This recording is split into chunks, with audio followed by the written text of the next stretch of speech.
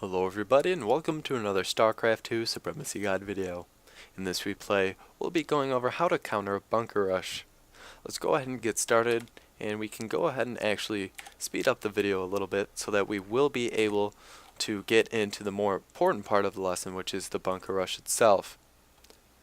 Now we will be going through a standard build as to show you all how to be able to react when we are caught off guard. And just going for our standard build, we can see that our depot here was at 10, followed by barracks at 12, and our opponent actually is going for the same thing.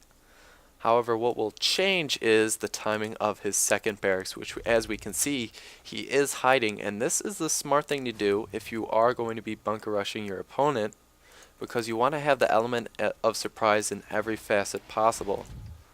Now we can see that we have taken our gas already by this time, as is normal, and also are getting our command center.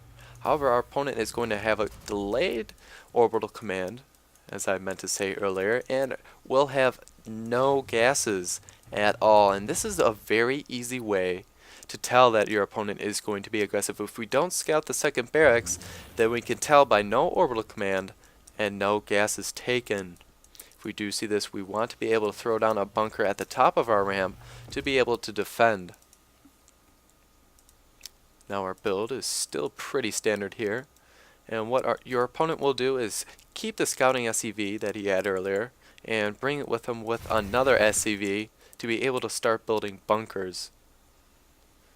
And it looked like our opponent actually lifted this off and brought it down here so that one, it won't be scouted by our SCV. As we can tell, it's not been seen at all, and this will also be a shorter distance for the Marines to travel. Now he has started throwing down these bunkers, and this is about the 4-minute mark, so this can be very quick.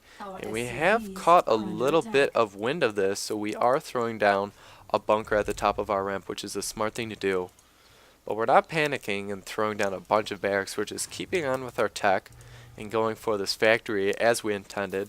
Hellions can be very good against Marines, and especially if we go for a tank, that will do us a lot of damage against this type of build.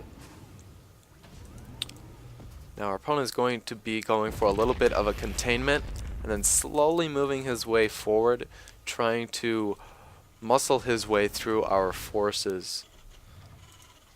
Now if we can delay any sort of direct aggression this long, we can almost assuredly win the game, as we can still rely on being macroing, getting our mules down, keeping building on SCVs, and from there we can take an economic advantage into the game, as we can see here.